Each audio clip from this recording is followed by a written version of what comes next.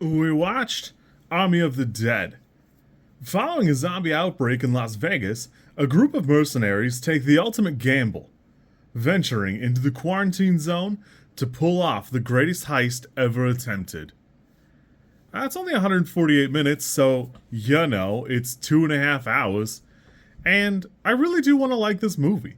It has every reason to be fantastic. I love all of the parts of this movie, but as a whole, I can't find myself loving it. True to Zack Snyder's best qualities, some of it's really good. I think the opening is crazy good. It's got this huge montage. It tells this fantastic little story. It's presented in interesting light. It's got a huge ensemble cast. Everything about it really should be fantastic. And for whatever reason, once we get past that big montage, we get some highlights, some bits and bobs, but the pacing feels like it falls off a cliff. And there are some interesting things to be said. There's some interesting dialogue here, but some of these things just drag. The assembling a crew phase seems like it should be the slowest part of the movie, but somehow that part's okay, and later on we've got little bits and parts where it just feels like it's taken forever to reach what would be the inevitable conclusion. All of that made much worse hereby every now and again there's this weird effect in the camera. You can actually see it in most of the stills where whoever's in the foreground is in 4K. They look fantastic, and the cast always looks great here. But, for whatever reason, they've made the background super blurry.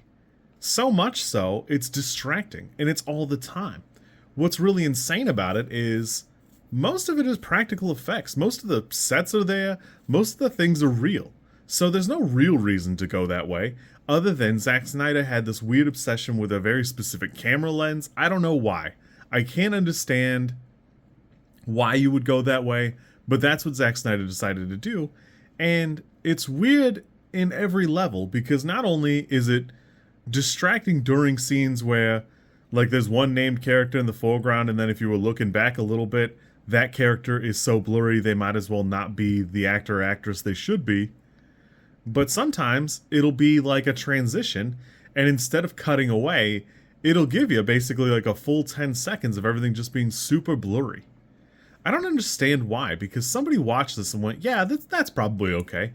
But as a presentation, it falls really short of what you'd like to see in a movie, and in 2.5 hours of movie, it's not ideal.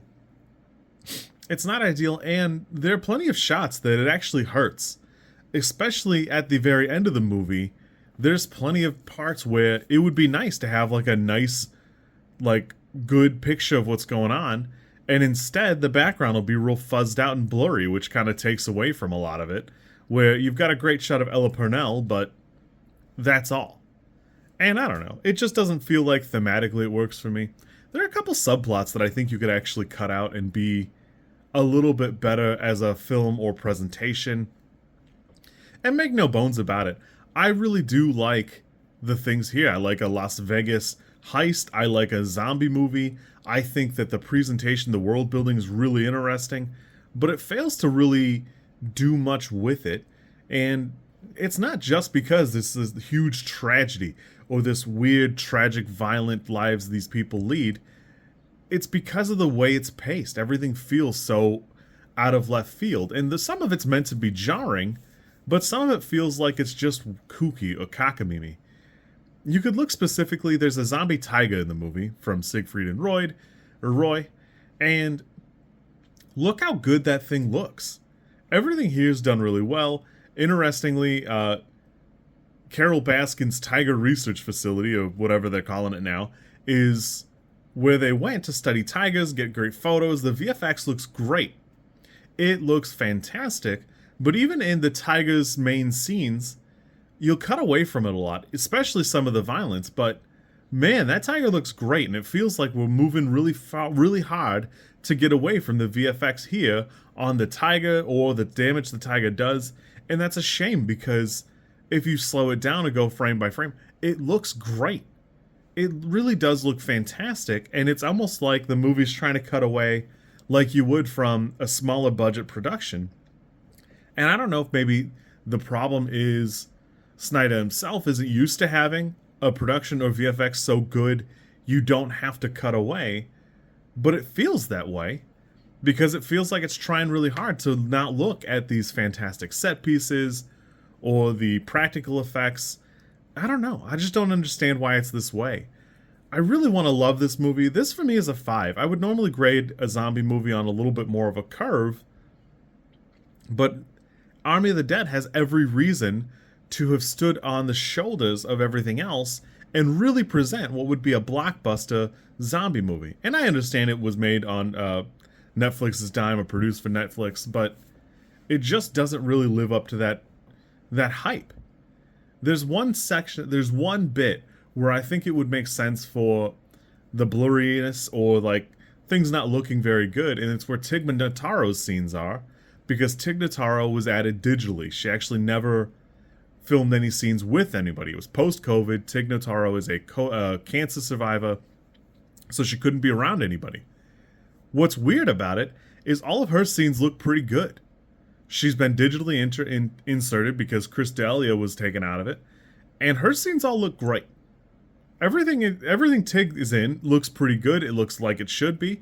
And those are the spots where I could accept, okay, well, this looks a little jank, but whatever. It is what it is. But somehow those scenes are fantastic, and it's these big money shots that look kind of goofy. There's a big shootout in the casino, and I think there's like 150, 300, 600 different little like prop slot machines. And you barely see them because the camera's focused so like primarily on the action, but even on like the wide shots of like the slow motion bits, it's kind of blurry. It's really weird. It's really bizarre. I don't know. This for me is like a 5. I think I'm going to watch the prequel. I never did check it out, so I'm kind of curious to see what's going on there. I don't know what possessed him to make a prequel.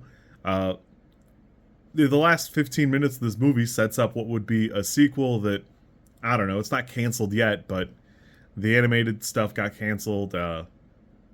His Rebel Moon's not doing well, so we'll see. I'm interested to see what happens, but, you know, I'm kind of trying to temper my expectations a little bit. You kids be good. I'll catch you soon, and we'll go from there.